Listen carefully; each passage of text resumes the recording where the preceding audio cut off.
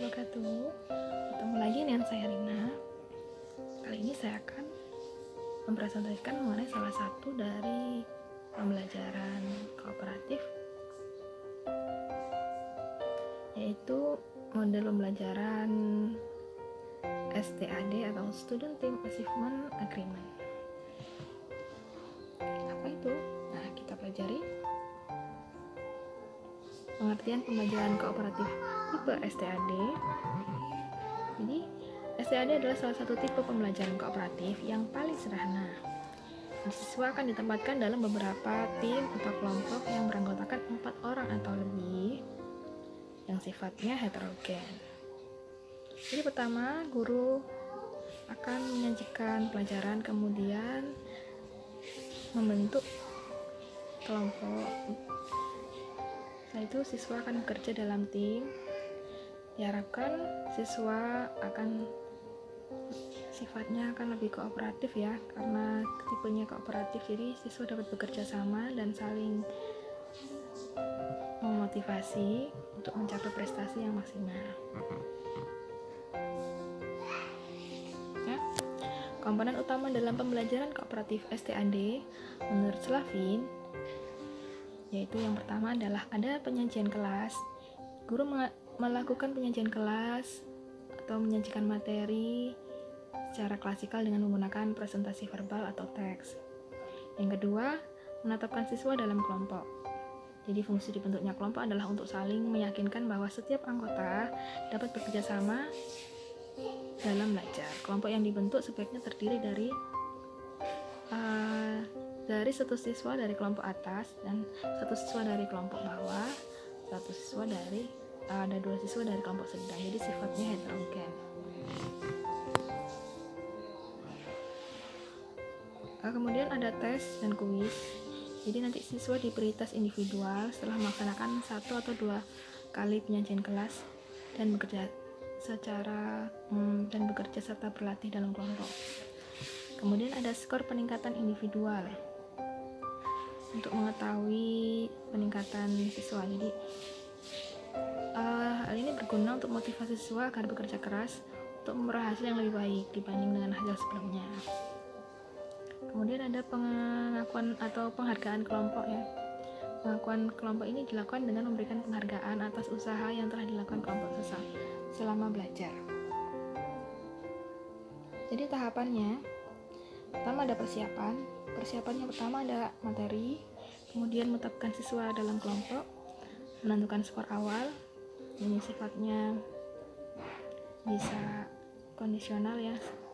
Kemudian ada kerjasama dan jadwal aktivitas. Yang kedua ada tentang mengajar. Jadi pembelajaran STAD ini dimulai dengan presentasi kelas yang meliputi pendahuluan, pengembangan, penunjuk praktis, aktivitas kelompok, dan kuis. Untuk kegiatan kelompok, pada hari pertama, guru menjelaskan apa yang dimaksud bekerja dalam kelompok. Jadi, memberi arahan bagaimana cara belajar dalam berkelompok. Yang kedua, guru dapat mendorong siswa dengan menambahkan peraturan lain yang sesuai dan kesepakatan bersama. Bisa menanyakan pendapat siswa, mungkin ada peraturan yang bisa ditambahkan. Yang ketiga, guru melakukan pengawasan kepada setiap kelompok selama siswa kerja dalam kelompok. Jadi guru berkeliling melihat cara kerja siswa ya, bagaimana siswa bisa berinteraksi dengan sesama anggota kelompoknya. Jika ada yang kesulitan, guru bisa membantu.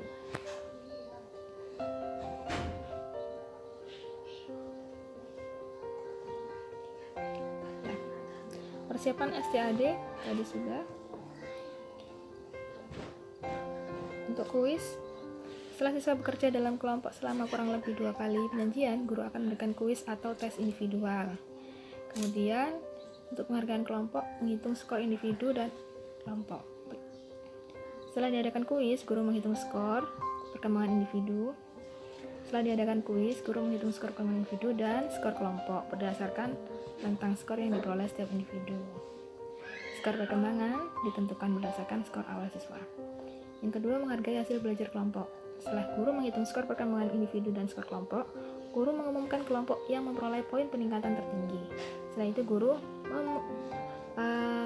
guru mengumumkan kelompok yang peningkatan bakat tertinggi. Setelah itu guru memberi penghargaan kepada kelompok tersebut, bisa berupa sertifikat atau pujian. Itu juga kondisional. Nah, untuk pemberian penghargaan ini tergantung dari kreativitas guru. Kegiatan selanjutnya adalah mengembalikan kumpulan kuis yang pertama. Jadi guru memberikan kumpulan kuis pertama, atau ada kuis jika masih dilanjutkan nanti juga akan dibagikan kepada siswa. Jika ada kuis kedua, ketiga, dan seterusnya.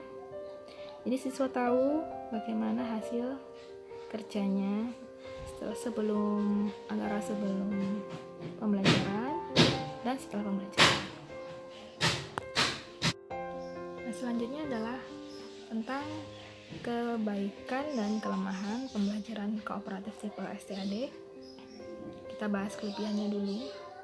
Kelebihan yang pertama adalah tipe ini dapat mengembangkan prestasi siswa, baik tes yang dibuat guru maupun tes baku.